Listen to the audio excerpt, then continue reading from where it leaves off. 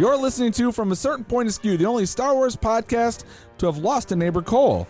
I am Jason the Ginger Jedi Guy. I'm broadcasting live from inside a very minute Monkey Poo Studios. I'm not alone. Please allow me to introduce your favorite wretched scum scoundrels. And yes, we have a smuggler. The dark side is strong with us today. First up, we've got, I'm going to read it as it is on the sheet. So I guess I'm bringing in Darth Flamingueis first. I appreciate that. I am the second mic now. So That's what I was going to say. I thought you were going to skip over me. I didn't know if you wanted to say third mic or not. You know what? Should we retire second mic? Should it be third and fourth? No, we could do that. I did joke about the missing mic formation last time. So no, there is no second mic. I'm still third. There is not. Oh, man. Sadly. It feels weird to be here without Cole, but that was his decision. I know he's your favorite. No. Introducing a man who likes to come on our shows to do all series previews. The man who, has been the saber maker for us in the past. We're still working on that and figuring out what we're going to do with our next giveaway. No information on that today, but it is Darth Flamingueis. Hi, Dave. Hey, guys. I'm kind of like Max Rebo. I just kind of keep appearing when you need me. Oh, I love it. I like that. I love it. Yeah. I love the Max Rebo reference when Cole's not here. He can't do anything about it. You know what? He's going to come back like Darth Maul. Gets cut in half, comes back with some, metal legs. He'll be more machine than human, but he'll be back. I wonder if he'll listen to the show now that he's not on it, just to see if he's talked about. He'll at least listen to the first one. I don't know how much he'll do after that, but we'll see. I think so too. I'll check our downloads. And I'm still worried that we're going to lose Derek, the president of the Cole fan club.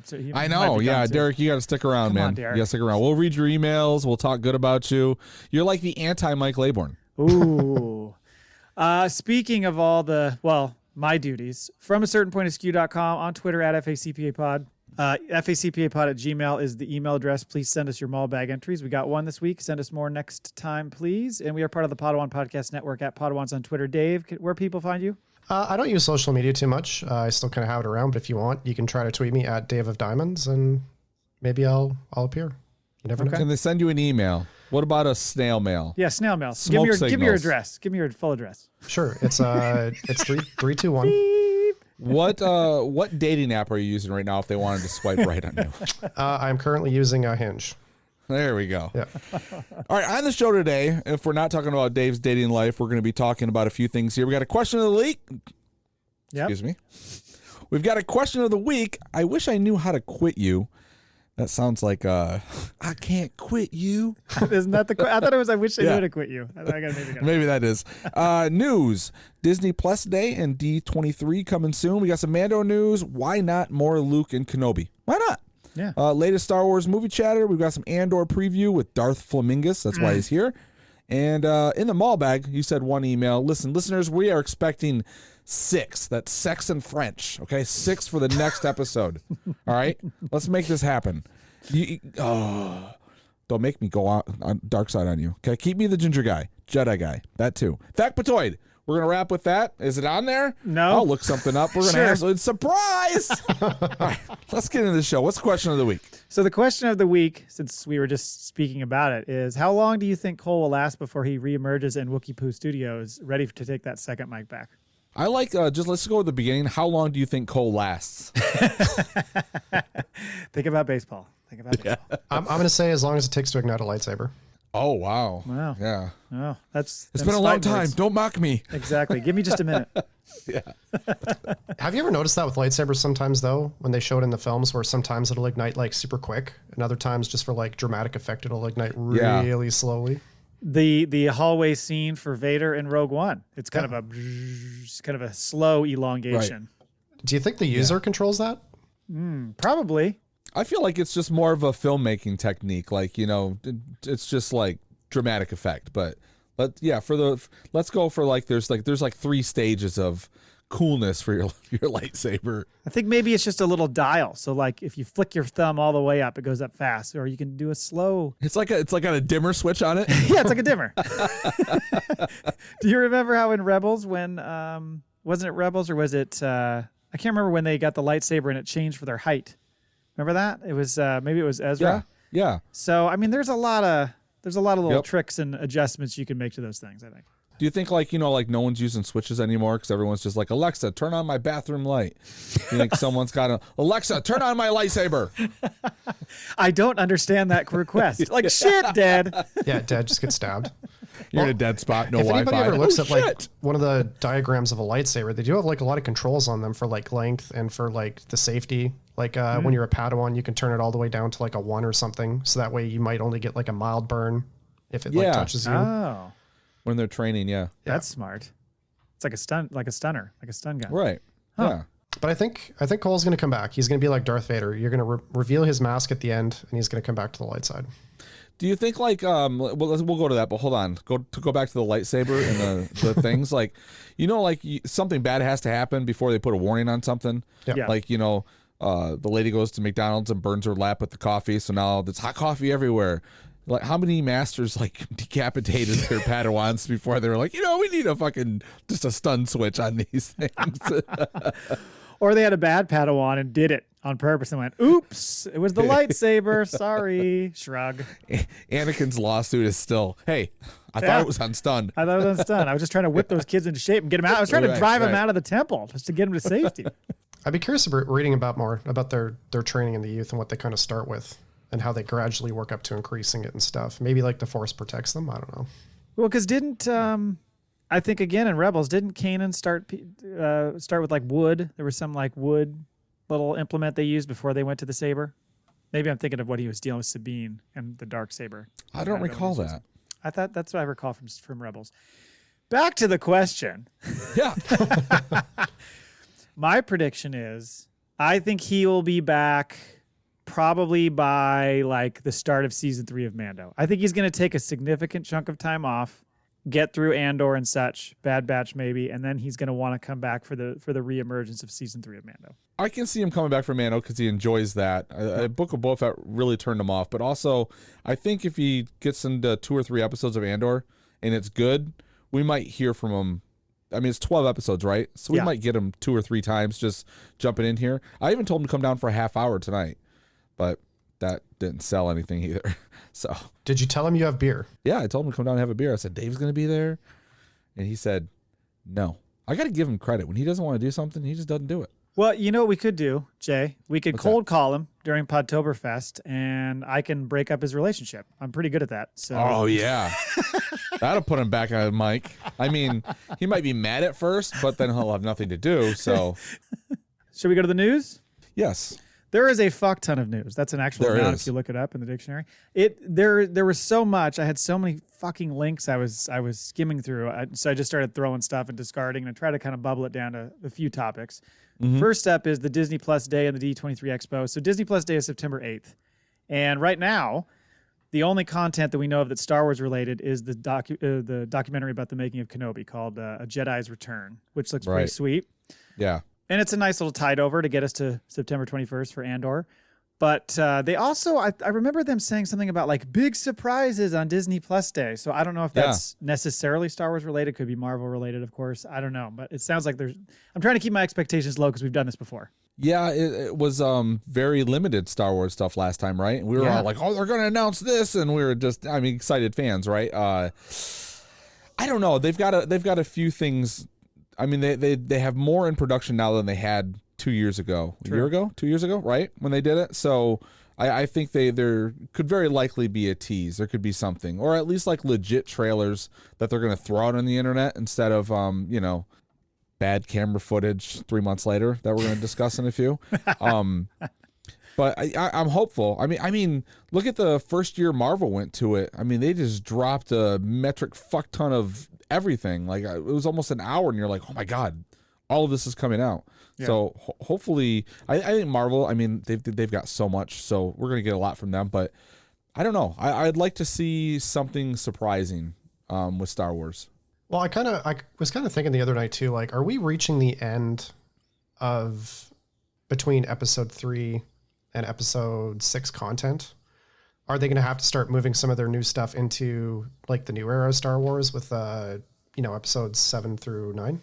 Well, I think to answer your question, when we get down 1, 2, 3, 4 more things to talk about. We'll get there. Yeah.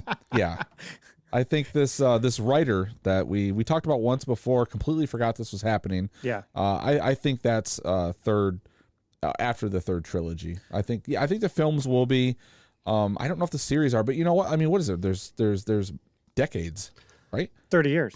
30 years. Well, let me ask you this. We got a lot of stuff to play What with. else do you want to see between where the era that they're currently playing in? Because people have mixed feelings about Kenobi season 2, which you could take it or leave it depending on if it kind of more focuses on him and gets rid of like maybe the Vader. Because I think if you overuse Vader too much, it kind of ruins him a bit. Mm-hmm. Some people have argued that they should have a Vader series, which I don't know if Disney would fully do because I don't really think they could. There was a Vader movie that they were working on back when they were doing the Star Wars story films. There was going to be. I don't know how much of that existed, or I'm guessing a lot of it was just art and ideas. I don't think there was ever a script or anyone hired for it, but I think it's something that they want to do, and I think it'd be good to. You're right. Like instead of like a Vader series, I like the idea of him popping up a bit, even if he's like kind of like haunting. Like he still has to be like the spirit of Kenobi too, right?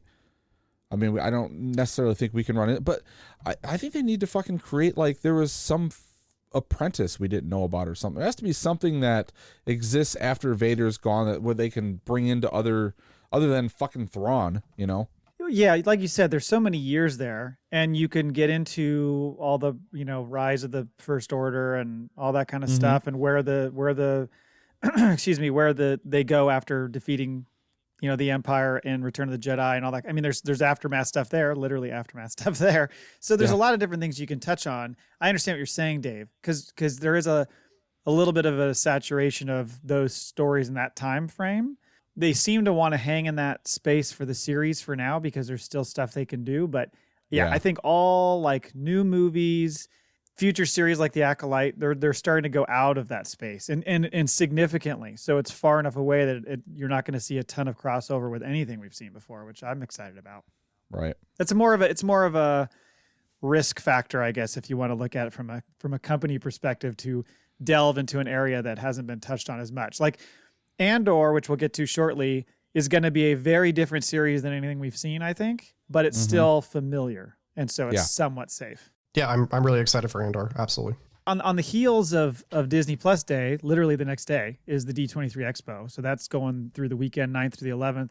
So I was just thinking between the two of them, we've got to see something. There's going to be something dropped that has not been announced. And so I was trying to figure out, like, are they going to give us any of that sneak peek that I shared with you, those links to about Andor that were only in the Rogue One IMAX thing? I feel like whenever those things happen, also with like the Mando 3 teaser that happened at Celebration, we don't end up ever seeing it. Like they never actually show it. So I don't know that we'll see that.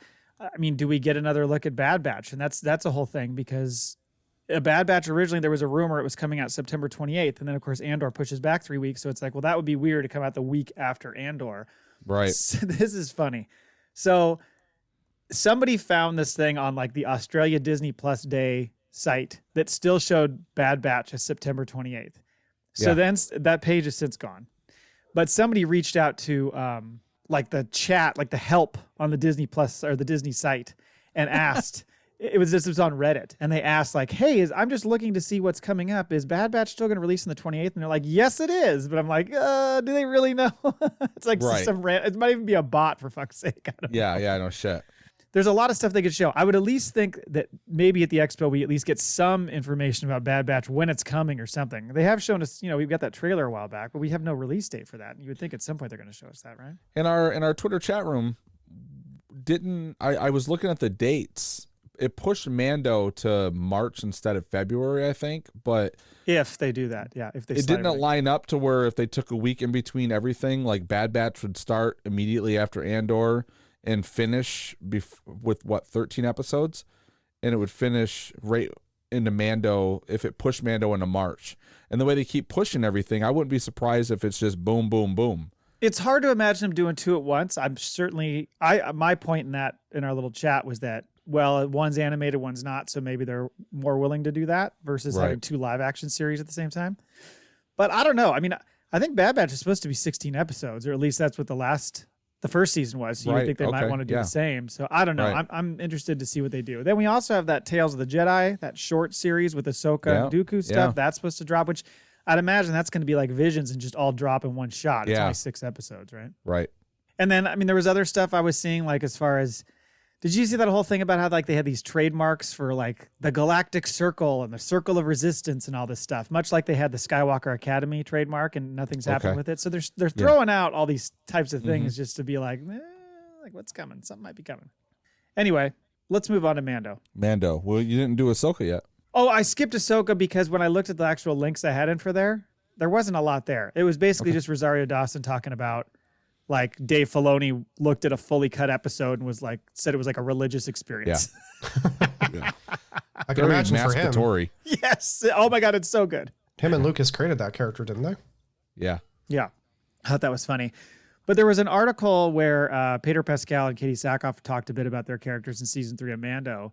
Pascal said that like Mando's kind of being forced into a role that he's not necessarily comfortable with, and which would make you think like leading a bunch of Mandalorians, right? A certain group of Mandalorians, and then certainly quite possibly at odds with Bo-Katan over the whole Darksaber thing. And then Katie Sackhoff said that she just said that her character had a goal and didn't achieve it, so she's forced to reevaluate. So kind of vague, but did you guys see any of that footage that leaked from Celebration? Yeah, it was very. I saw the trailer. Very tough to kind of like see it, but you could make out like a few things in it. I think one of the cool things wasn't Bobo Frick back in it. Yeah, there was a few of them. There were like a few of them. It wasn't just one. It seemed like there were several characters that looked like that. There was a huge Mandalore aspect to it. I mean, they're showing the planet. They're showing, a bunch of Mandalorians. They're showing the armorer. They show her on the throne. Yeah, kind of looking like Darth Maul when he was sitting on that throne.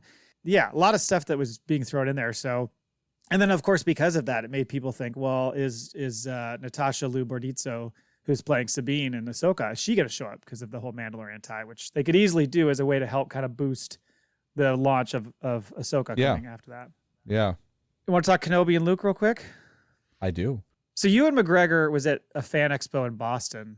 He shared the idea that all along the story was supposed to be Kenobi and Luke. Like it was Obi-Wan and Luke. And that they made a late change because they wanted him to get off world. So that was the way to drive him to get off world, was to have it be him and Leia and him having to go rescue Leia and all that kind of stuff. It opens the door. Like they've talked about where they left us with Kenobi as far as like maybe changing the outcome of Reva so that she doesn't die, leaving like the Qui-Gon reveal at the end, all these things leaving the door wide open for there to be a season 2, which I still think there's probably a 50-50 chance it happens. And then you would think that then perhaps that series kind of points in the direction of the Luke Obi-Wan or Luke Ben relationship. But we talked about this before, I think, Dave, you brought it up. Why do we need that? Do you want to see a season 2 of Kenobi, or do you feel like we got what we needed out of it? As long as if it's not like a heavy Vader presence. I'm 50-50 as well. I mean, give me more Ewan McGregor. If Qui-Gon's involved teaching him, like they just have to explore a different aspect, I think, of his character, because I kind of got the sense at the end of Kenobi where, he gives Ben that kind of starship and that was his like kind of last meeting with him. And then he was kind of going to go be like Batman, the silent protector in the, the desert, because when we see Luke in episode 4, he knows of Ben, but he doesn't really think of him too much. So they couldn't have had that much interaction.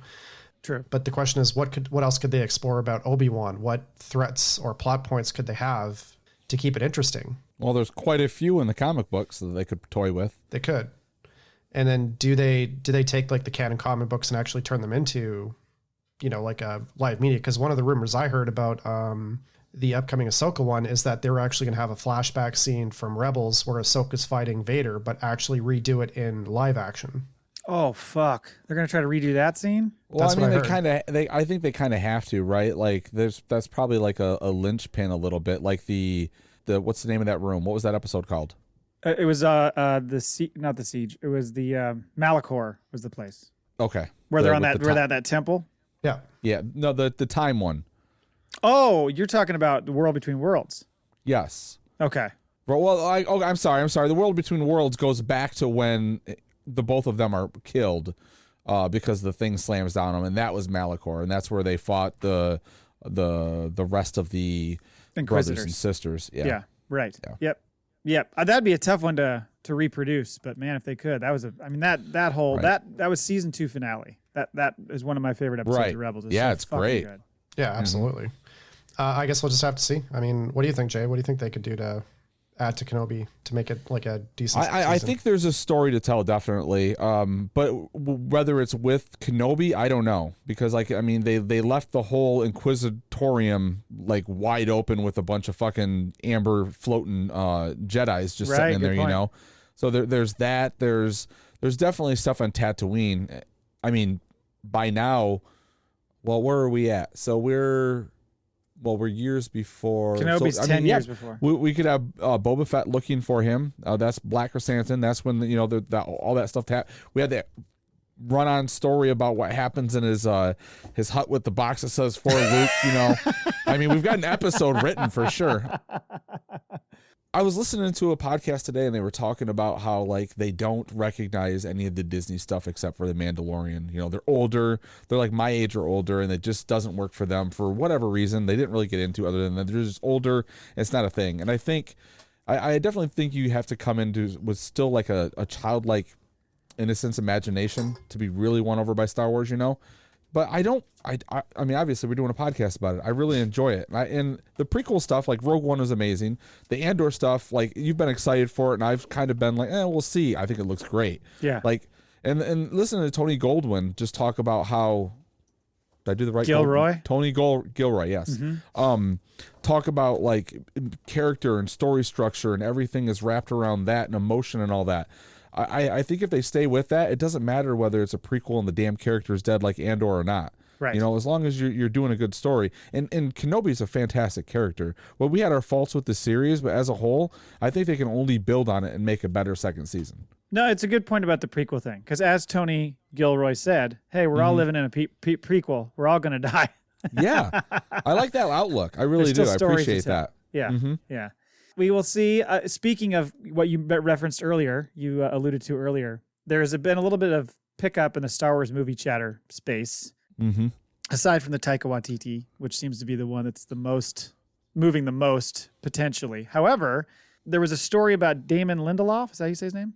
Yes. Who we talked about back in March, possibly working on an unnamed Star Wars project. And it had been brought up again by this reporter, Jeff Snyder, who said that it's, I love it. He said he had been spotted eating lunch regularly on the Disney lot. I love the sleuthing that goes on to try to figure that stuff Well, out. that usually tells you that you're not there for like, a meeting or something. If you're seen consecutively, you're working on a soundstage. You know, you're in that's there, a good point. and that's the tease. And like Lindelof, like we talked about this to tease him a little bit. Like he was a writer on Lost. Mm-hmm. So JJ ties. Yeah, there was the creator. He was the creator of The Leftovers on HBO. Mm-hmm. He was the writer of The Watchmen. That series was absolutely amazing. Was it him? I believe it was him, or was it Carlton Cuse? I can't remember. I think it was Lindelof that came in and rewrote the third act of World War Z. And made that movie like what it was. It made it better. And then he was also, I think he was the screenwriter. There might have been more than one, but I think he was the screenwriter on Prometheus as well. And say what you will with that, it wasn't the alien movie that anybody wanted, but it's thought provoking. Like Lindelof I think he's a great sci-fi writer. Also, Tomorrowland with George Clooney, Disney movie. That was like, that movie to me is underappreciated. Like gem. I never saw it. It was a good movie. I liked it a lot. So Lindelof I think he's a great writer. There's a lot of people that have problems with him. He did some stuff. I want to say he tinkered with one of the Star Trek movies, one of the scripts as well. But more than dislike his stuff, I really like. And I think he's perfect for Star Wars. Well, we might get something from it. Maybe that's going to be some big shocking, announcement that happens. Right. It's like when they had the Disney Investor Day a couple years ago. That was the most shocking, like Disney out of nowhere drop of stuff we've ever seen. Where it was like, this series is coming. This series is coming. They just kept throwing at you, and you're like, what? Like you kind of couldn't believe how many they threw out. So maybe we'll get something like that, like a little tease into something. I wanted to tease something a little bit because I've been reading the what's the name of the book? I thought you were going to talk about reading Variety or Hollywood Reporter on the toilet again. No, I do that a lot. No, the new Star Wars book with the Ochi of Bastu or whatever it is they always say. Are you talking about High Republic stuff? No, I'm talking about the one with Luke and Lando, and it's all about Rey's parents. Yes, that they were on that mission and ran into that dude that they ended up finding the dagger. Yeah, right. Yeah. Have you read some of that? No, I just heard that they were talking about it. I didn't know. There's a bunch of tie-ins. Like, there's all these little things that they've included. Like, this book cannot be ignored if it comes to like canon. Like, there's a lot going on in it. It's pretty good so far. Could use a little bit more action, but so far the story's good. But I keep going back to I'm trying to figure out where the Jude Law movie comes in, or the series comes into. Right. And I'm like, is he playing like a version of Rey's dad? Oh man. I'm trying to see where that kind of goes into. I don't think we've seen anything about character names in that one yet. Right. And Jodie Comer was the mom to Rey in the one shot they showed in the Last Jedi or the Rise of Skywalker, so like, yeah. And she hasn't been talked about yet. So like, yeah. So I'm like, where do they tie that into? But Jude Law is like, to me, he's so notable. He has to be someone that's going to like be a character that either has already been designed, right, like exists, and they're bringing like live action life to it, or it's someone that we don't know, but it's going. So he's either like a fucking long lost Sith that we don't know about, which doesn't sound like that what this series is going for. So I'm trying to tie like why this guy is with a bunch of kids, right? And so is it maybe this guy is responsible for some of, because he's sort of like they haven't really gotten into it yet, but he's the one. He's the only character identified. Well, I'm talking about it's Plagueis's Darth Plagueis. Let me go back. Say his name for me. And before Darth Plagueis? Yeah, what was his name? What's fucking the Emperor's name? Oh, Palpatine? I mean, yeah. Jesus Christ. Yeah. Him. It's his like it's like his is it a cloned version of him? Is it a son that lived? Like, I mean, there's sort of like, so what is it? So I'm thinking like maybe Jude Law is like running around with a bunch of fucking stolen clones of Plagueis or something. Now that would be a twist. I'm trying to make more out of it than it is. I think it's going to be its own contained story, but yeah, I like that. I like where your head's going. All right. Well, also, our buddy Rian Johnson has reemerged because every Star Wars fan's favorite director. He recently did an interview with Empire Magazine where he talked about how he's even more proud now of The Last Jedi than when it came out 5 years ago. And he talked a lot about how he was really focusing on like the mythology of Star Wars and the myth of Luke Skywalker and how he felt like his actions in that movie built on that myth. It didn't like tear down and ruin it like a lot of people kind of felt. But he also talked about how he said he'd be heartbroken if he didn't get to play in that sandbox again. And he says he talks to Kathleen Kennedy about it to this day. And it's just a matter of schedule. Right. That's the thing that took me. I was like, okay, so they are still talking. And like, he's a fucking fantastic writer director. Mm-hmm. And we don't have Cole here to fucking like if he were to disown Canto Blight and the longest fucking stupidest speed chase with starships in history on Star Wars. If maybe floating Leia. Maybe floating Leia. Yeah. I mean, but would we have the same problem if it was Luke that did that? I don't know. I don't know how I'd feel about having anybody do that, but I see what you're saying. I don't know. Regardless, I think and we've talked about this a million times, he was put in a spot where he had to pick up from a previous movie, but was trying to do something unique. I get it. It just was a horribly set up process. It was a bad design from the beginning to try to hand that off from 1 to 2 to 3. It just didn't work. And so they realized that, I think. And now it's like, as we've said, give Rian Johnson his own movie or his own trilogy. Let him do it from A to Z. Yep. But I would also argue that 2 works way more than 3 or episode 9. I think Rian Johnson's movie is like fantastic. It's one of the best movies of those 3 trilogies. Yeah, there's a lot of gaping problems with it. It takes more risks than the other ones.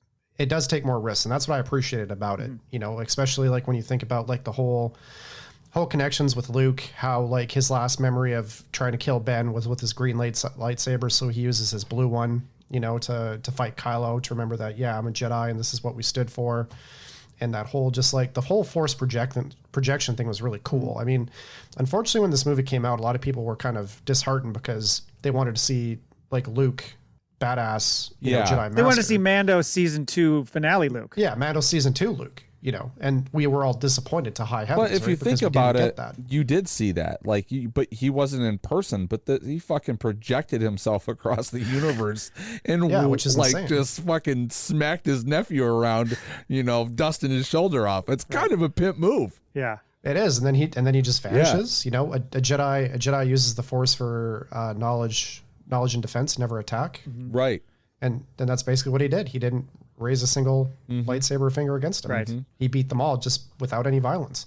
So that part's cool. And the movie is just cinematography is just gorgeous. God, it like is. from front to back. Yes. Like people hate the when Jurassic Park chick took the thing and rammed it into Snoke's ship through hyperdrive. Oh, you're talking about Laura Dern. yeah. The Holdo maneuver. Admiral, Holdo maneuver. Commander Holdo or Admiral, yeah.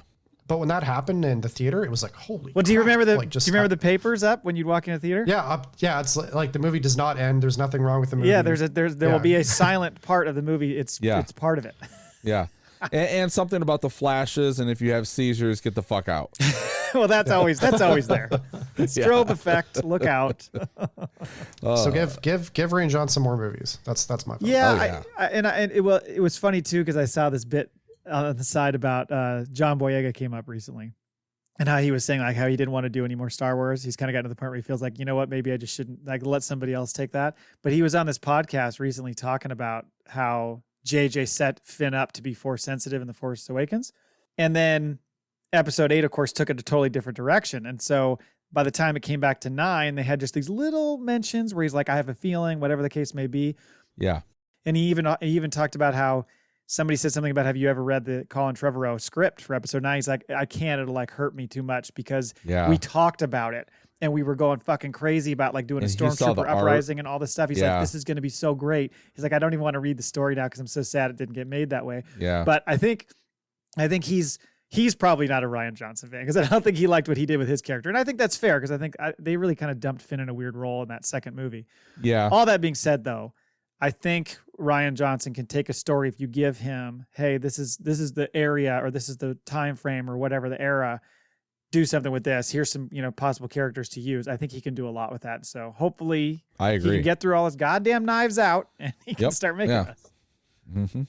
Well, I think what they did to John Boyega's character and just him was just so tragic because they set him up like you said and they just completely changed his role. Yeah. I'd be very open to if they did make a new generation trilogy set in that same timeline, with Daisy Ridley and him as a full Jedi kind of starting new. I'd be down for that. That'd be cool I to see. think that gives the next trilogy a lot of room to play with because you got a character still that you can build up. Yeah, true. Right? Yeah. And so like he can be the next one you see like discover his powers and what can he do and we really don't know much about his past or what he's going to mean for the future. So it would be like a super interesting character, almost like let that be the main character of the next trilogy. Well, and it was such a great premise to take somebody who was taken at birth to be raised as a stormtrooper who has a conscience and breaks away from it. I mean, that was a really good premise. Because we know for a all character. Adopted children are just pieces of shit. So, I mean, sir, you have one. Oh, yeah, that's right. All right, I think that was all I had for news. Unless you guys have anything else. No, I'm happy to move on. Let's get the fuck into Andor. Once again, my lightsaber, my pink lightsaber, fully erect and no, not the dimmer, not the dimmer switch. This went straight up. Wow. I've been waiting to talk about this show for a long time and do a full preview. Even at your age, man, it just like shot right up. No, no pills, help, nothing. Just wow. right up. Just all right. And by the way, if no one's ever seen Matt, he's the Paul Rudd of podcasting, essentially. I will say this before we get into it too much. We are going to share things that we've read about and seen interviews about and all that stuff. So I know some people like to go into shows not knowing a goddamn thing. Well, don't listen to this because we're going to try to get into a lot of speculation about what we think things might be or whatever things we've heard. So you can skip right over that. But you can come back when we're doing episode reviews and even see how much we got wrong because I'm sure we're going to get a lot wrong. Let's start with this. Apparently, this was originally going to be, as Tony Gilroy put it, because Tony Gilroy was brought in later. Once again. And what are they thinking? It's like they don't start with him. They're like, oh, we should get him. He said when he first heard about it and read about it, it was meant to be like almost like a Butch Cassidy and Sundance Kid style thing with Diego Luna, with Cassian and K2SO. Okay. So that was kind of the whole plot it was those two as like buddies, But then, because that's what everybody's wondering, where the hell's K2SO? Why isn't he going to be in the first season? Not till season 2. Probably season 2, right? Because Tony Gilroy said it would be weird for him to be toting around with an Imperial droid when this is just the beginning stages of this thing. Right. It doesn't make any sense. Yeah, exactly. Another thing I wanted to mention was, we talked about this, Jay, kind of the commitment to the practical effects. Like they said, no green screen, no volume. They literally built a fucking like 5x5 block city. Yes. And all the actors, if you read the interviews with them, they're like, you would go into a room and like open a drawer and there'd be shit in there that you would think would be in that. Like they put them so immersed into that. Isn't that fucking crazy? It's amazing. Like the first time I heard they did that, like that depth was the first Sherlock Holmes movie with Robert Downey Jr. Oh, really? And there's this whole scene where he's in his study and Watson comes in or whatever, and he just starts grabbing stuff and playing with things or whatever. And the I think maybe it was the DVD commentary, but it was like, it didn't matter what he did. There was always something for him to play with. Right. Like he's like, the drawers were full. He was like, this room was fully lived in. And I'm like, how do you go that far when you know a drawer is never going to be opened on camera? Like, it doesn't make any sense. And I'm like, they really go that far? Yeah. I want to touch on what you said too, because like when I think about watching Kenobi, I think Kenobi was one of the last COVID projects. Yeah. That they kind of wrapped up, because I mean they showed that kind of trailer of the making of, I think, and it had Hayden fighting McGregor with like the mask on and stuff. So I think they had to kind of keep it locked to the Andor was during COVID. Mm-hmm. Was it too? It was, wow. yeah. Okay. Like this, because I retract my statement. No, I don't want to cut you off there, but yes, this thing has they've been building this for like 2 years or something, working on this. They built all these practical sets. They have all these characters. I don't know if you remember seeing that like little like the teaser. First teaser was like 156 like speaking roles. It was a right? bunch. It was almost 200 speaking roles. All these characters they created. They said this was designed to be like an old type movie set with all these huge set pieces and everything. So they did it from the start. Or the series, didn't it start filming before Kenobi and it wrapped after? I think you're right. Yes. It had like a 7-month filming thing or something, because it was all. It was a long period. Yeah. Yeah. So the amount of work that went into this, heavily invested. I mean, to the point where, and we can talk about that a little bit later, but there was a point they wanted to make this like a 5-season show, and then they ended up realizing, oh, we can't do that. And we'll talk about that a little bit later, but this costs a lot. They were building it to be that. So that's why I think they were investing so much in all these huge set pieces, because they thought it was going to be around for a long time. And when you watch the trailer, I just rewatched it before we talked about this, but like it feels like Lucas era Star Wars. Mm-hmm. Like the depth of the scenes feel like more Star Wars-y. The whole world is like fleshed out to where it kind of looks like something that Lucas might have directed himself, and that gets me really excited. Yeah. As much respect I have for the volume and the things that they can do, it is astonishing to see what Andor looks like not shooting in the volume. Right.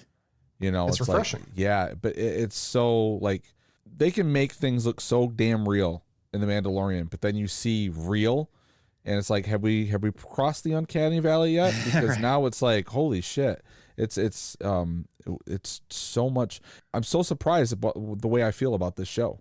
Well, and I think there's a couple other things at play here too. Is like, I mean, the themes in this show are like kind of that gray area of, okay, these guys are starting a rebellion, and as we'll see, I think the rebellion is starting all over in different places and kind of building separately to come together. So it's not that well orchestrated at this stage. But also, it's like, we're not just going to see a bunch of rebels doing heroic stuff. That's stuff we've seen in the past. But like, they're going to do dodgy shit. It's like survival instincts and things they have to do just to advance their cause. So there's going to be some uncomfortable, I think, scenes because of that. It's much like how Saw Gerrera is like kind of a by any means necessary kind of situation. Yeah, I think you're going to see a lot of that in this series. And then the other part is just how fucking real and gritty it looks. It's funny because Tony Gilroy said something like, it's probably not for 9-year-olds. Good. I mean, what's that one of that first scenes of Rogue One where, you know, Cassian's running through that town and he meets that guy about the information. He's like, I can't my leg. And then the dude just like, or something, he kills him. Pulls out his gun and kills him like in cold blood. Right. Like, give me more of that, man. Like that's what I think people want in Star Wars. That was a scene that was added later when Gilroy came on, right? Well, that was something additionally he added to that character, I think. Oh, is it? Oh, I didn't know about that. I believe so. But the season 2 finale is literally going to be like him taking off to go to that place. Yeah. Like it's that much running up to Rogue One. That's how they're trying to, hem this in. Where does the story begin was kind of my next thought. I mean, you obviously are going to see a young Cassian. I don't know how long they're going to spend with him in that and kind of at that age. Right. Do they introduce like a backstory and then it leads to what Andor's doing now and then we continue to flash back to things maybe? It could be a little flashback thing like some of the Yeah. stuff we saw with Mando, showing him as a kid. From everything we're seeing, it looks like he's somehow orphaned. Like his parents, I believe in the books they say his parents were separatists. So I think he's going to get somehow orphaned. And then that character, Fiona Shaw's character, I always want to say Mulva. Marva. I think she's meant to be his adopted mother. Okay. The gal who says that's what a reckoning looks Yes, like or, yeah. or whatever. Yeah, I think that's meant to be. Harry Potter's aunt? Yes, exactly. Yeah. Yes, right. So I think that's how that's going to play out is he's this orphaned kid from the age of 6. Maybe gets taken in by her. And that's why he's, quote, been in this fight since he was 6 years old because he's been a street survivor and all that since he's been that young because his parents got killed. So I think that's where it starts. And I think because of that, you're going to see him become this like broken kid who's kind of doing whatever he can to like milk the Empire and all its, mistakes and He wants to milk Mulva? milk Mulva. But like milk the like their oversights for his own gain and like I'm gonna profit on them, these fuckers that killed my parents, And that's kind of I think that's where he is. He's not rebellion at all at the beginning. He's like just like about getting his. I agree. Yeah. I like the extended scene where he just explains to Skarsgård or Liam Neeson. I like where he explains to him, he's like, you just walk in. Like it's part of the trailer, but just the extended part where this is like, they're so fucking arrogant. They never think that you would just like dare to just walk past them, just don't show anything. Just go in there and grab what you want and walk out. Yeah, what'd he say? He said dirty hands. I'll pay you and an extra and 1,000 credits. Yeah, right. Yeah, but I just love the fact that it's kind of that hidden in plain sight thing. It's such a massive operation. They can't keep track of all those people. Right. So like the innocent contractors that were killed on the second Death Star, Poor bastards. The planet they're on, I guess, is called Ferrix, by the way. I saw that somewhere in the notes, but let's talk about characters a little bit. Obviously, we know Cassian. We talked about Mulva. Then there's the gal Bix Kayleen. That's Adria Arjona. She's the gal who's maybe his love interest. She's the one that you see a lot in the trailers where they're. We're gonna find out it's his sister. It could be. It could be love interest, could be sister. What happens on Ferrix stays on Ferrix, Star Wars man. dabbles like that blurred line between sister and lover. That's true. What if Gilroy is like, you know what? Lucas was onto something. We're going all the way this time. Yeah, I want to make people squeam in their seat a little bit. We're cutting out the Han Solo middleman. I mean, it's just going to be sister on brother. And then I saw a story that said she mentioned how she was going to be in season 2. Because when you watch it, you think, oh, is she going to get capped?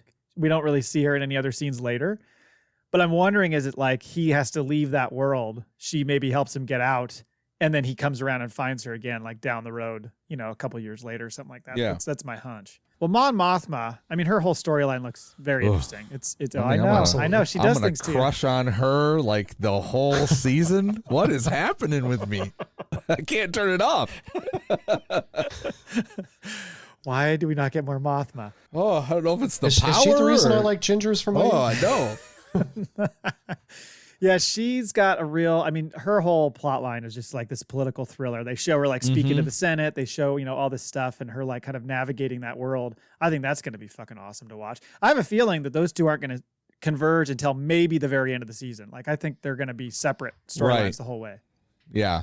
Yeah, because I mean, like a lot of this is probably his recruitment and how he gets to where he is, and she's dealing with the political stuff, but also like at some point I think she's probably responsible for bringing all these cells together as like one unit.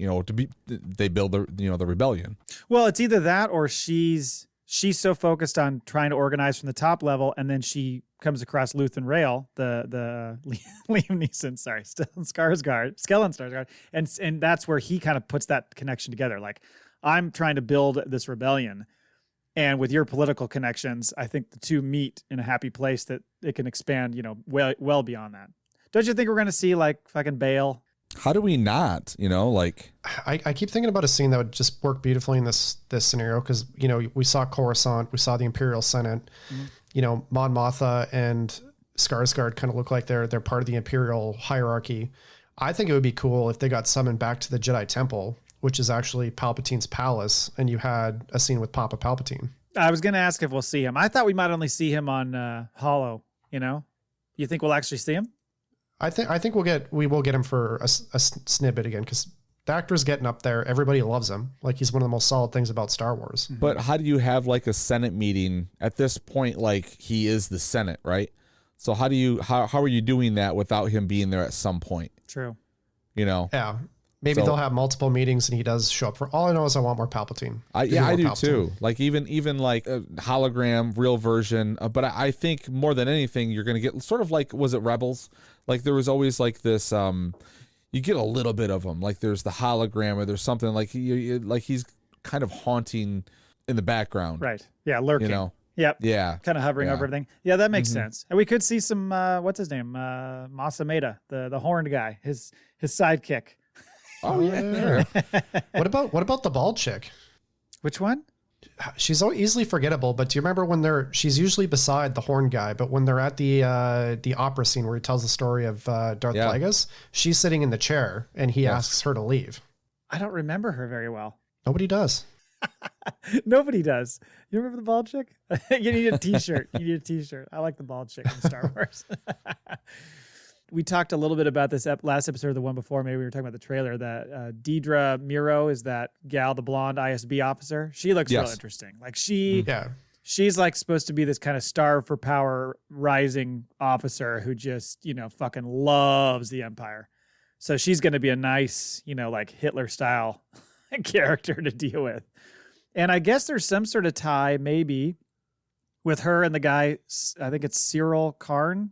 The guy who's like with the Gestapo dudes, kind of the younger looking guy who's looking at the little projection of Cassian. Apparently he's totally obsessed with Cassian, like, and what he's doing and all that. I think he might be a tweener guy, a little bit lost, not sure, he's in the Empire, but maybe not sure that's what he needs to be doing. Almost, I don't know. And there's a scene that they show, there's a picture they showed, I think it was in the Empire magazine thing, of him sitting there having dinner at his house with his mother. So I think we're going to have a whole thing there where his mom's just going to be digging on him all the time. But I think there's some sort of tie between those two. Did you wash my uniform, Mom? But I can imagine if the blonde gal's in some sort of relationship with that guy, she is just going to destroy him. She's going to be like, you little fucking pussy. Yeah, she definitely wears the pants, the white pants in that relationship. She is the Death Star of their relationship for sure. That's right. Yeah. Do you think Baker Mayfield makes an appearance?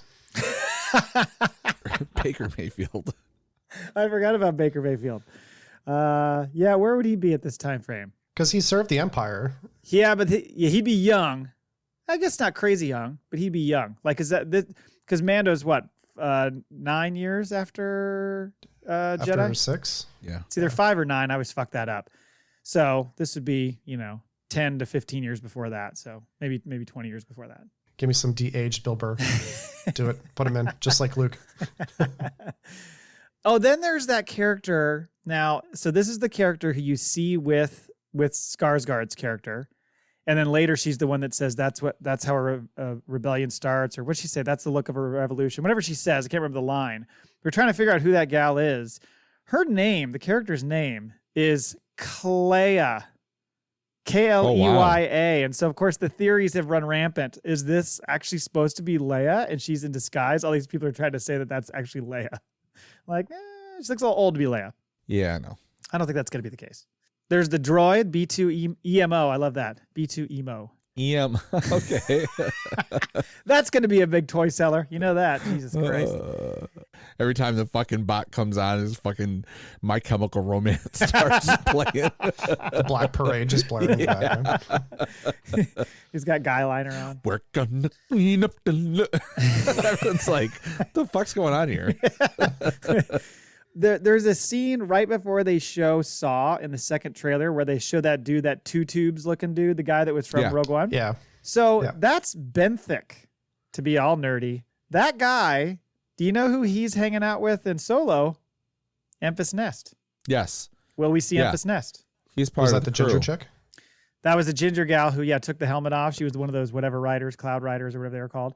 Now, at this point, he's with Saw, which I think happens after he's with Emphas Nest. But it made me wonder, getting into kind of maybe some cameos we might see. Would we? Well, do we I mean, if she keeps rising up, right? Like she's going to have to be like a leader of the cell. And you know, the thing is like if we're getting 12 episodes, we talked about this maybe the last episode, the one before. I don't think we've seen more than maybe 3-4 episodes of footage in the trailers, right?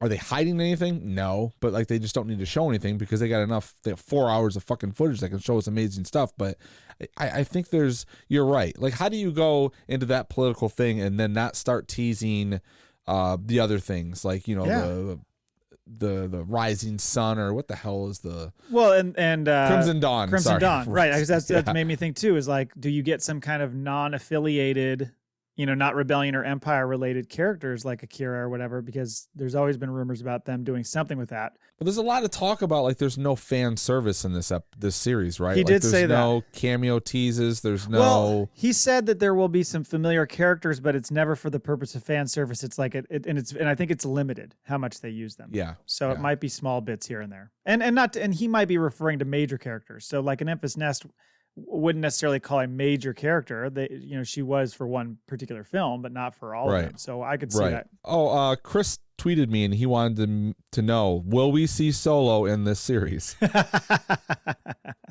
I don't think so. I mean, it's possible, but I don't think so. You heard it here, Chris. I think he's still too far removed. Granted, he had that interaction with Emphas Nest, but I don't know that we would see him. If we did, that would be a fan service thing, I think, if you want to chalk up the whole fan service thing. It's like, why would you see him at this stage? Because he's so separate from that. Galen Erso, maybe. Yeah. Krennic. Yeah.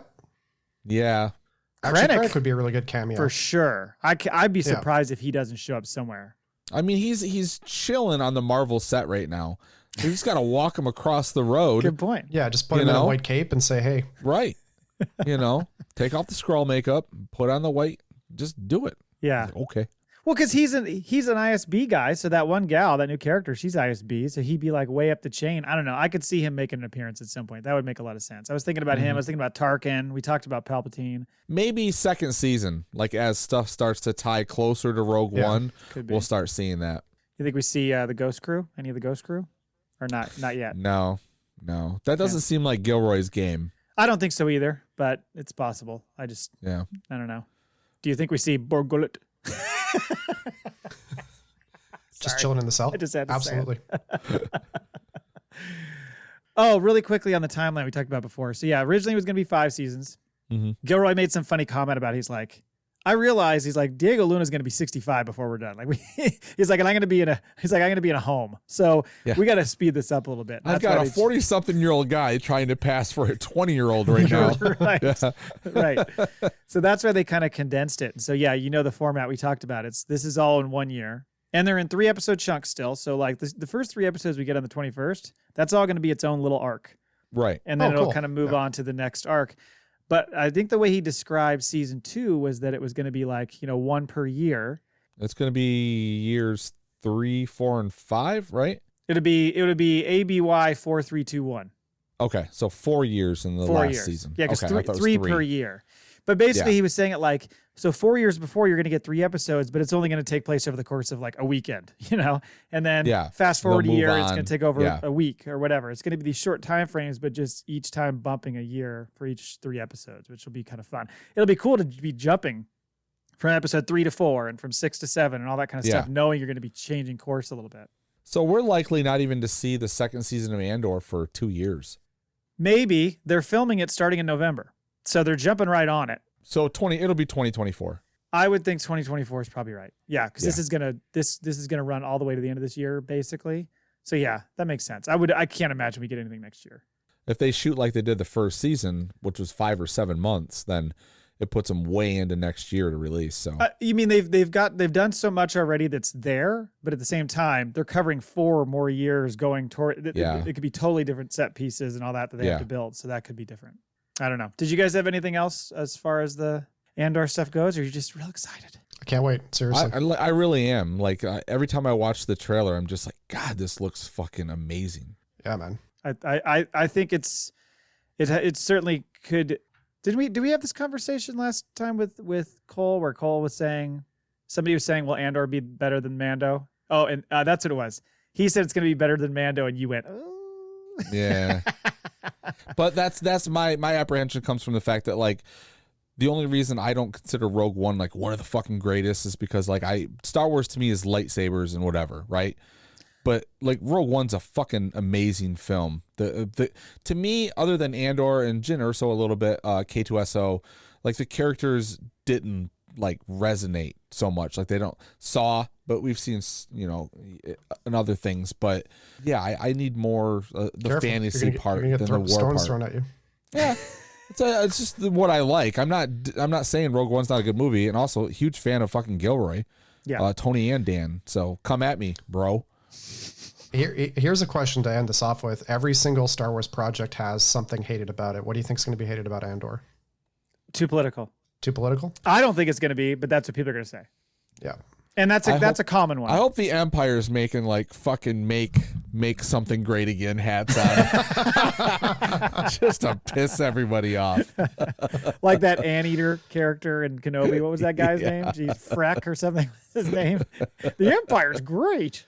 Yeah. Oh, fuck's sake. Yeah. But no, I mean, that comes up every time, it seems like. There's always an argument about this, you know, Star Wars getting too political, even though it's literally based, that's how it started. So it's like, well, of course it's going to get political. That's part of it. But that was the most interesting stuff, was the political stuff, 1 through 3. But people just hailed it as being too boring. Well, I think the trade routes and shit was a little fucking. That was a little much. Come on, like I get the idea of it, great idea. I think the execution of it was a little. It should have been more background stuff and not like the plot of the whole first 15 minutes of the movie. Are you doubting the Emperor?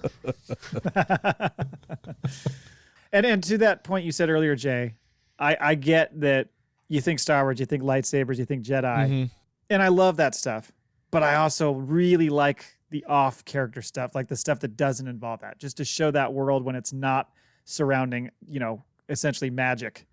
I think that's kind of cool, where it's just a little bit more. And I agree. Like I like the gritty look of this. After seeing Rogue One and knowing Gilroy's back and he's responsible for all this, and watching that clip of him discussing this and like how much I'm like, the guy's a fucking excellent writer. He's a great filmmaker. So I know I'm as excited as I've become into this, where you started off like at 10, you know, it's taken me a while to build.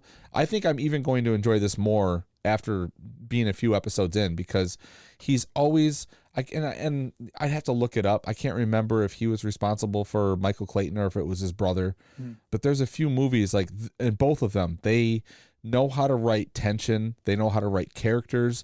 They know how to fucking almost like, and I know he's the hated man right now, Joss Whedon, right?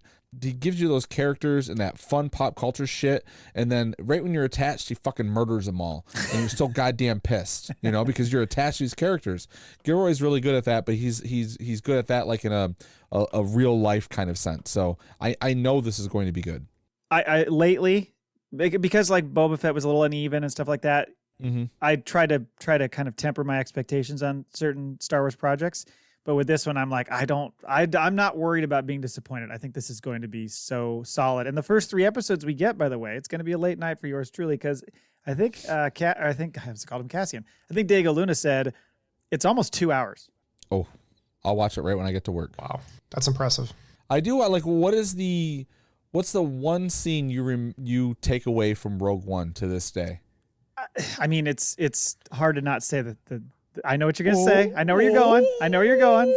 It's hard to not say the Vader scene. I get what you're saying. I understand that. Take the Vader scene out of it. And I think some of the most memorable ones was seeing Tarkin and being like, holy shit, they brought Tarkin back? Yeah. And have it.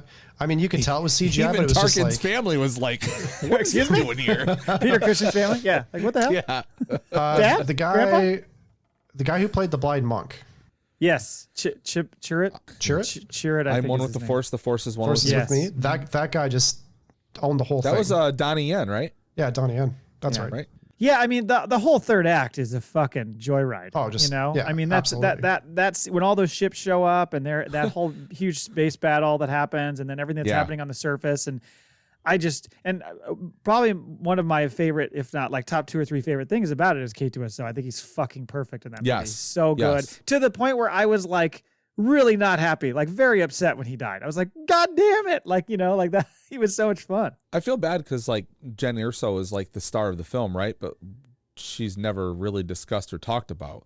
Not I that thought like she was a great. bad part of the film, right? But it was like there's so much more going on. And I'll tell you, it's one of the most like classic scenes I've ever seen like on film that got cut from a film is the original trailer when she's walking across that catwalk and the TIE fighter comes up. Yes. You know, and you're like, oh man.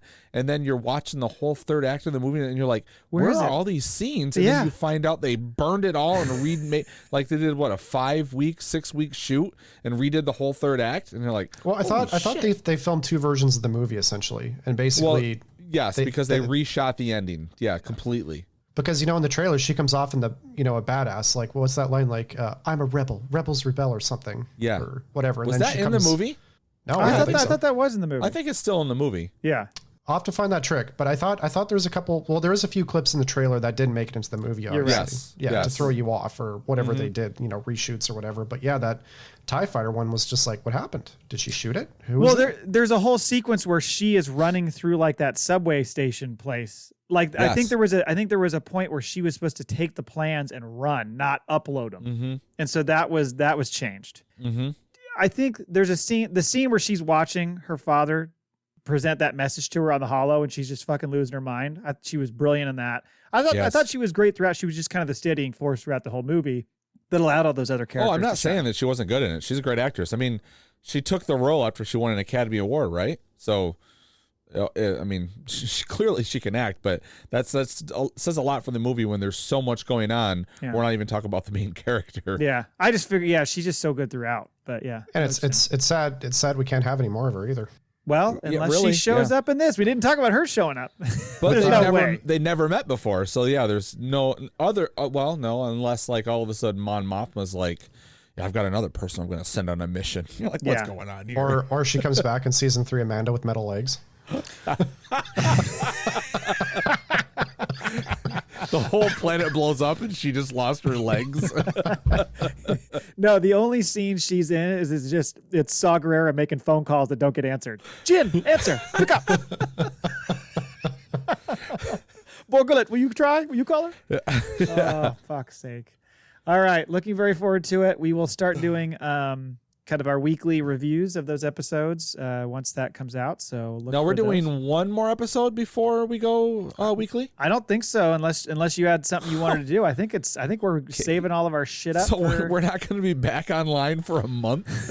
well, I mean, we could do another one, but this You, has you been and we Cole should. can enjoy your break together. I think we should do one more. all right. Well, we can find a way to do one. Maybe it'll be a shorter one, but yes, then we need. Well, to we got got to cover. There's going to be a bunch of news that comes out with D23. D23. So let's just let's We can cover do something that. there. We can do Why don't something you next just week. have like a controversy episode? Just throw a bunch of opinions in the bag and discuss them.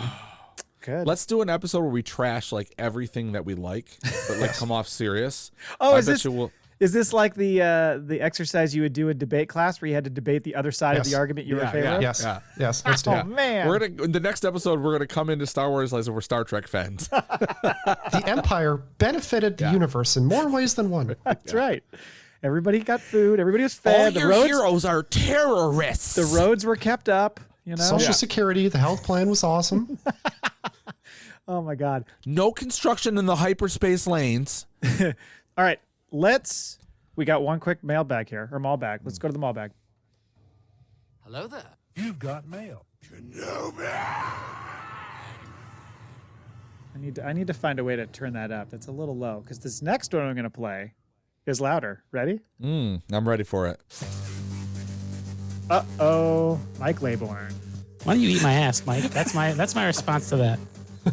So there you go. Cole got on the show. I love that. Like neighbor Cole will never leave because we'll have the bumper. He's always going to be referenced. He'll always Yes. be here, just like your father. Factpapod@gmail.com. Please send us your emails. Thank you, Mike. for 6 sending of this one. them. Yeah, And 6. not 6 from you, Mike Laybourne. No, but you can send in more, Mike. We'll always take Yes. them. He says with neighbor Cole, here we I go. like how he spelled neighbor. Well, that's how he spells it. Him. Isn't that the English Canadian version? Yes, it is. Yeah. Because Mike's part of my blood. That's right. He lives near Manchester, England. You know why he spelled that? Because he wanted to make sure him was in neighbor Cole. Oh, I get Yeah. it. Should I pronounce it Nabor? With You should. Nabor Cole now doing hard time for committing crimes against Boba Fett, what unpopular opinion about Star Wars do you hold that would see you thrown in Disney jail? Here's mine. Don't make Solo 2. What is wrong with you? This isn't pandering to Chris Villaseñor. We don't say his name. Of the Darth Two-Thirds Villain. podcast. I thought Solo was a great movie and really brought the fun back into the Star Wars universe. We don't need another Solo movie, though. Let it stand by itself as a Star Wars story. The casting is great, and I think a Lando series could be fun, but don't cheapen Solo by making a sequel. Let it be. Focus energies on other Star Wars content from the plethora of characters and eras that already exist, or make new ones. What are your unpopular opinions? #FreeCole. I don't know if I have unpopular opinions other than the fact that, like, you know, anything you say is going to segregate some form of the whatever age they are, like whether they like it or not. I happen to like little bits of all of it. So I'm sure there's a lot of people that would like pick apart what I like or don't like. I have one. Email the show, fuckers. Let's hear it. My one is that I know people fucking love the Obi-Wan Anakin fight at the end of Revenge of the Sith. And I don't. And so the reason why is because, I mean, the dialogue can be a little wonky at times. It's really hard for me to put myself in the moment when I feel like a janitor is going to walk in the room and flip on the light and then they're going to be dancing around a broom closet. You know what I mean? It's like, it does not look real, even though they did as best a job as they could. And it was all groundbreaking at the time and all that. That scene, I really struggle with being in the moment with that scene, even though I understand why people love it so much. That's my unpopular Like opinion. the whole fight, them fighting on the balcony, ash falling on them, they're getting burnt. Like, I mean, I can see like floating down the river of lava. That's kind of tough. Okay, yeah. The heat alone, I feel, would probably be a little too much. Right. And there's that weird thing where like Anakin kind of almost falls back and kind of goes whoop, like he has to stand up like so he doesn't fall back. It's just a little awkward to me. There's of course the silly part where they both do like the swing and neither of them are hitting each other. There's that little bit. I mean, the saber action is really great. It's just that everything that's happening around them feels so tough for me to stay in the moment. That's my. So did you think the fight with them in Kenobi felt more raw, realer? Like, were you into that more, even though it was not as intense or cinematic? Well, you just set it up there, didn't you? Well, I mean, who's going to argue that it wasn't? Well, I think they had to balance it because you can't go from episode 3 to episode 4 and blend that fighting style because they're not Jedis in their prime, right? Right. Obi-Wan hasn't used the Force and fought for years. Anakin's a husk of him former self. Well, I mean, when one of them's fucking making earthquakes with their fists and dropping them into the fucking earth, and then the other one's fucking floating rocks and whatever, I say they're fucking doing all right with the Force powers. You know what's weird is I rewatched that scene today just before I talked to Matt, and Vader does that whole punches the ground earthquake thing, and my first thought was Dragon Ball Z. I know. Yeah. I was like, going why? to say. He didn't have to do that. Someone during the pandemic had like fucking crushed 27 episodes of Dragon Ball. They're like, you know what'd be cool? Let's make Vader do this. Yeah. Yeah. I don't know. I think probably my favorite fight between the two of them is in A New Hope. The CGI one that was made a couple years ago. Right. Go post that on Reddit and we'll see how far you get with the hate. I'll have to go back and look at the two, like one after the other. And it's not to say that I'm not trying to discount them at all or like entirely. It's just that when you're looking at something that everybody loves or most people like, that's what I was taking his question as. I thought that's one that I've always kind of had a hang up with, is that fight scene, even though I know a lot of people love it and I get why they do. Because a lot of people I think say, you know, oh, like put Revenge of the Sith way up on their list. And for me, it's more in the middle for me. Revenge of the Sith is the best of the three prequels. See, I like Phantom Menace despite the Jar Jar stuff. I like the build story and I like Don't Qui-Gon, you talk and trash I like about Darth Attack of Maul. the Clones, sir. But yeah, I agree. will. There's quite a bit in the Phantom Menace I like, but they lose you at the whole fucking war between the Gungans and the. I can understand that. I can understand that. I like the darkness of the third one. I mean, there's some silly shit that happens with R2 and flying through the elevator and Palpatine playing along with the fact that like, oh yeah, you guys are gonna save me, okay, when he could clearly just fucking destroy them right there. But I think that's why Clone Wars works so well. Right? Yeah, because Clone Wars before. Yeah, because I mean they're both kind of cartoons. Yes. You know, True. Yeah, no, that's true. Phantom Menace has holes. Don't get me wrong, but I love Qui-Gon's character. I love Darth Maul, and I like kind of them showing the origin story of where Anakin came from. That was why that one I kind of tip in favor of a little bit for that over Revenge. I mean, literally you could pick apart almost every movie if you wanted to, one way or another. You know, yeah. and that's why like people have. Yeah, and that's why I do every day. I mean, there's things that I like about Star Wars that other people do or don't. Doesn't matter. Overall, huge fan. Yeah, right. So yeah. I don't know if I have like a. Let me think on that. Okay, Dave. I try to take the same point of stance as you, Jay. I mean, we're lucky to live in the world of Star Wars, and yeah, there's some things that like really piss me off. Like in Boba Fett, the bike scene, how they all got those classy diner bikes, which is a nod to George Lucas, but obviously it's does not fit that time period. That pissed me off. Going 4 miles an hour. Yeah, episode 9 still pisses me off to high heaven. I refuse to watch it, but at the same time, we just have to appreciate we have Star Wars. You refuse to watch it? I watched it once in theaters and I left feeling like just really disappointed and angry. And then I rewatched it and I had that same feeling and I was just like, I'm just mad at this movie. I think it's terrible. It didn't work. The whole movie didn't work. Is it because of the correction of going from 7, taking the detour with 8, and him trying to bring it back that bothered you, or was it a little bit too JJ-esque as far as like copying things we've seen before? No, because JJ with episode 7, I thought made a great Star Wars movie. Yeah, you could argue that maybe he shouldn't have rehashed the whole blowing up the Death Star point, but I thought that actually felt pretty Star Warsy. It brought the original trilogy feeling back for sure. Yeah, it did. Yeah, that's the most like original trilogy feeling Star Wars movie from the the sequel era. I'd put The Force Awakens in my top 2 or 3. Yeah, it is.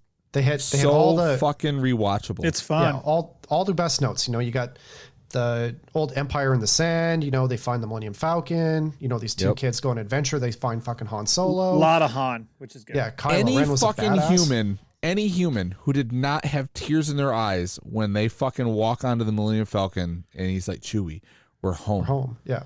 And like anybody who grew up on Star Wars and did not have like, I think I cried more during the trailer to that movie than I did the fact that I was getting divorced. In fact, I'll tell you, I don't know if I've ever talked about this. We were like going through a separation or whatever. I'm a fucking like dyed in the wool geek. And she's still living in the house, and I don't know if we're working things out. I don't know what's going on. And I remember playing that fucking trailer, and she goes, "Are you crying?" I'm like, "This is fucking amazing." And then right there, though, I'm like, you know what? This fucking bitch does not get me. Like, I don't need to be with her. Like, I was so. That was like, your moment of clarity. It was probably one of them, but like, I mean, that's like 30 something years of my fucking life, and like all of a sudden, there's this fucking movie coming out, and Han Solo, Luke Skywalker, my favorite, right? But Han Solo is Harrison Ford, my favorite actor of all time. So like seeing that and then like that nostalgic, like just that fucking line, Chewie, we're home, and you see him in the middle, I'm like, oh. You know, and the trailer has the fucking chase through this, like everything. Like, you don't think you're gonna get another Star Wars movie again. So yeah, I was fucking like just taken away. And then when she's like, does not get, I was like, you know what, I'm better off. And they introduced 3 really great, strong characters in the new one too. Even despite what happens to them later, whatever directions they go in, I thought they brought in a nice new crew of people, even though they did lean a little bit on Han in the first one. Yes, but like rightly so. I think they needed to, but I've never had a problem with Rey's character. I liked the direction they were going, and for everyone who had an issue with it, like you knew you were going there by the end anyways. Mm-hmm. Like whether she took the name of Skywalker or whatever, like it was from the first thing she was either a Kenobi or a Skywalker. That's half the internet. Like, what is she? And then you find out she's a Palpatine. Everyone's pissed off, but like, you know what? Kind of a fucking brilliant twist. But I don't agree with that, because one of the cool things about episode 8 was them coming out and just being Kylo Ren's like, you're a nobody. Your parents were, that's I can't remember how he felt. was. You were scum. Yeah. And I felt like that was it, that she was just like this nobody who basically came into the Force and discovered that, she could join the good side. But I think the travesty there is, obviously what we mentioned earlier, what they did to Finn.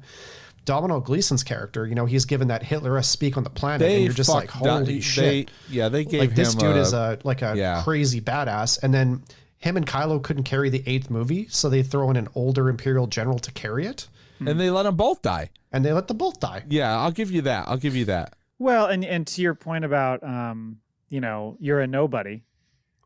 I think you could take that two ways. One is literally she was a nobody and came from nothing. That was the original plan. Or that is a fucking textbook abusive man. It was a psychological, he told her what he needed to hear so he could he take could be her manipulating her. and win her Exactly. over. Exactly. Also, it was the complete opposite of Empire Strikes Back. I am your father. Oh, Like, right. He's like, you are nobody. You know, like it was like thematically, it kind of works. And I don't think people see, like, that's the brilliance of Rian Johnson that people don't give him credit for. Like, you go back and you look at things and there are things that he buries in that movie and scenes and just this minutia of shit. And it's like, you go, and I'm like, as much as like, there's things I fucking hate, like Benicio del Toro like decided to fucking come to set as Bugs Bunny and shit, like doesn't fucking work for me. But like there are some brilliant fucking things in that movie, and that whether you disagree with things, like you still have to recognize how much of a fucking fan and what he was trying to do with that film. I appreciate the wild swings. I just think some of them didn't land, and that's where I struggle a little bit with that movie. Is some of the swings he made, I was like, ooh, like they kind of didn't work at all for me. I definitely appreciate him trying to do that, though. I mean, that's the nature of George Lucas. That's everything he's talked about. That was his whole issue with the sequels. Is he's like, stop like just remaking stuff that's already happened. Even though you could say, well, George, you borrowed a lot from these things when you made Star Wars. Because I've seen an interview with him where he's like, Star Wars came out of nowhere. There was nothing like Star Wars. I was like, no. But you borrowed from all these different elements to put it together and mash it into this one thing. But his point has always been take these chances, push the envelope, do different things. Because if you're just making the same formulaic show or movie, then what are you doing other than just trying to make money? Yeah. And Disney likes to make money, so Does that answer your question, Mike? The Emperor kind of felt shoehorned into. But He did. Yeah, we can Well, go. look at all the behind the scenes plot points, right? Of Mando. All of those are pulled from what's going on in the I think Rian Johnson's sequel more than anything else. Like, who's Snoke? Like, why is Palpatine still around? Like, the how did cloning. that happen? Like, what are these? Yeah, the cloning, like all of this stuff. Like, and I love the fact that they're taking their time to fill in those holes. And I almost appreciate the fact that like it wasn't all answered in this new trilogy because we get to go back and play with all these things and see it kind of come to life slower. You know, we get to see the build of it all. Can they fill in the new trilogy with previously or future content to make it feel like a more fuller story, just like how they've done with Clone Wars, Rebels, and some of the other shows? Can they do that with this trilogy? Yes, I do. I do. And to the point where like whether people realize it or not, they're appreciating it because everyone likes Mando. 60% likes Boba Fett. Oh, I got another controversial opinion for you. Oh, Okay. Here we go. I think they should have left Grogu out of it. I think he should have been done after season 1. Or was it season 2? No, season 1. They should have just left him. Because by setting Mandalorian up to go on this adventure and getting rid of the kid, they kind of, take the kid gloves off, so to speak. They doesn't have to worry about like tipping a toe like around him, and they can go off and do like a more serious Star Wars show. Now he almost has to play dad, and I think that's kind of going to restrain it just a bit in some aspects. But I don't think they should have brought Grogu back. The whole point of the show is Lone Wolf and Cub, right? So the whole point is both of them. The shock was the fact that no one knew Grogu existed by the end of the second episode, right? So then like we go into this show like, what is this fucking character? He's beloved from the get-go, and rightly so, I think.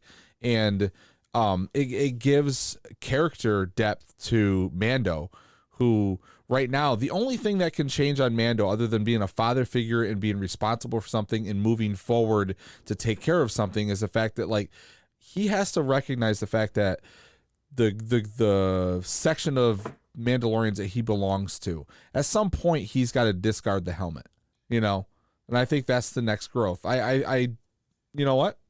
Thank you, Mike Laybourne. I disagree with you.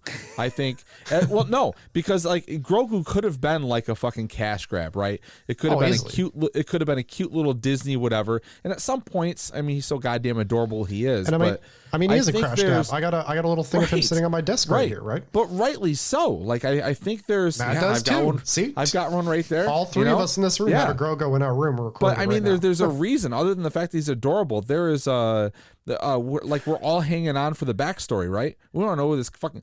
We've spent episodes like designing what happened during Order 66, Right. And how he's fucking survived and his importance and where it's going to go. Is it going to be dark side? Like I've told you, I had a whole fucking story about the fact that that little stick shift ball, he's like going to murder people with that. He's going dark side. Like, Yeah. And I get what you're saying, Dave, because once you dig into the Grogu thing and it becomes the main thing, it's easy to like almost like have Mando sort of kind of take a back seat to that at times. But the thing is, it's like with Boba Fett and something that I think Cole made the point about. He's like, I wanted to see Boba Fett as the old, like cold-blooded Boba Fett. Well, Yes, I it's agree hard, with Cole on that one. It's hard to keep that up and make a season out of a show or about a character like that and have people really dig into the character when there's no human side to him, when he's just this cold-blooded Right. killer. And Yeah. and the whole one of the whole points of Star Wars, it's all about, in the end, it should make you feel good. There should be some sort of feel-good element to it, even if Yeah. it's dark and gritty at times. And so I think that's why they had to go the direction they did with Boba. I'm not saying they executed it perfectly by any means, but I think that's why he had to become this more complex, aged, slightly altered character, not the guy you know in Empire. That guy still exists, and that's what he was, but that's not what he is now. yeah, but also the expectation. Everyone's expectation was the dark and gritty.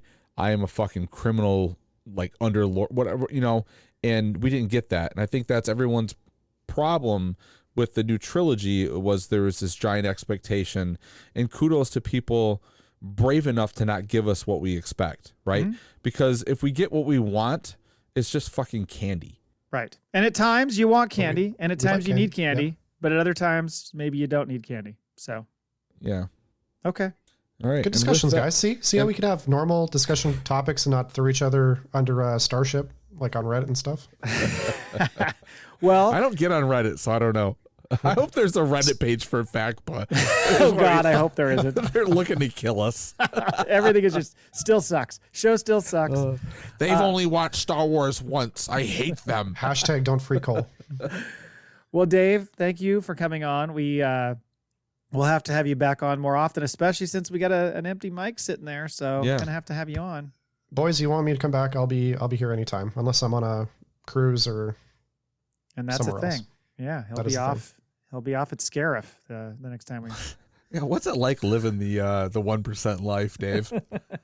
it would be better if I had friends to go do it with. So Hey, well, I'll see you in Vegas in less than 2 months.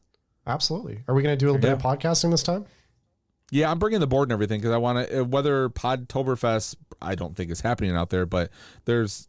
I'd like to record a few things for it to be part of Podtoberfest. We might have to record an Andor recap episode when while you guys are there. Well, I'll have it there. So, and it looks like we're gonna stay another day or so. So, you know what? Like, if it does not bother to me to have to retire to my room to podcast for an hour. Yeah. yeah, it's Save all you some gonna be money good. anyway. Right, Anyway, listeners. I want to say thank you for listening, and until next time, which will not be 4 weeks from now. We are not your failure, Obi-Wan. ooh, podcasts are built on hope.